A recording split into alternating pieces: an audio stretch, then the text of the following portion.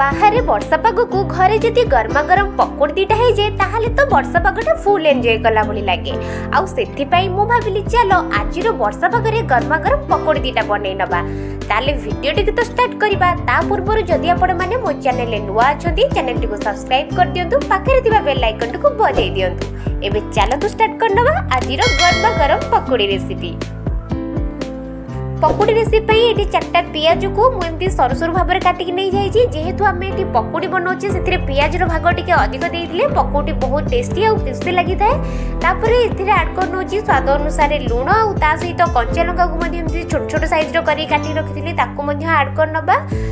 आड कर नबा काटिक रखि अदा को छोट छोट पीस कर काटिक रखिथे। अदा को आड कर सारापर चलतु ये आड कर नबा भृषंग पत्र। पकोड़ी रेसिपी भृषंग पत्र पकेवा द्वारा तार गोटे बहुत बढ़िया फ्लेवर आसता है। पकोड़ी टेस्टा 2 गुण बढ़ी जाए। ता सहित से गोटे चामच लंका गुंड पाउडर गोटे चामच हल्दी गुंड पाउडर आड कर दूची। लंका गुंड आप संपूर्ण भाव में ऑप्शनल अच्छी, आप चाहिए पारे नचे स्किप करदे कहीं जेहेतु आम ये पूर्व कंचा लंका को आड करथिले। तापरे एथिरे जुआणी टिके ऐड करनवा, बेसी नो बस अल्प टिके ऐड करनवे। सेटा मते गोटे बहुत बढ़िया फ्लेवर आसी थाए। आ ता सहित शेषर आम चलतु बेसन को ऐड करनवा।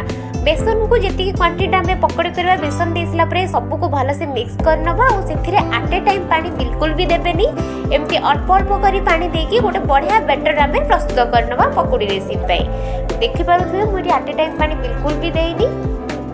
एबे बैटर टी रेडी हो सारी। एबे चलतु जी नेक्स्ट प्रोसेस को कड़े गरम करके तेल को देदेबा। तेल टी गरम हो सारा पर लो रु मीडियम फ्लेम रे एमती आस्ते आस्ते कर सब पकोड़ी को छाणी नबा। आ वर्षा पाग को जदि एमती घरे गरमा गरम पकोड़ी होउतबो तार बास्ना तो चारिआड को पूरा स्प्रेड हो जाइए, जोटा कि वर्षा पाग को फुल एंजॉय कला भल लगी थाए नुहे कि आपण माने तो वर्षा पाग रे एमती पकोड़ी बनाउथिबे आ ढेर सारा एंजॉय करुथिबे। हो एबे चलतु हमर पकोड़ी टी हे सलाडी। एबे एपट सेपट करिक नेकी आपको एबे छाणी नबा। बाकी सब बैटर को मध्य सेम प्रोसेस रे आपण माने एमती ही छाणी नेबे।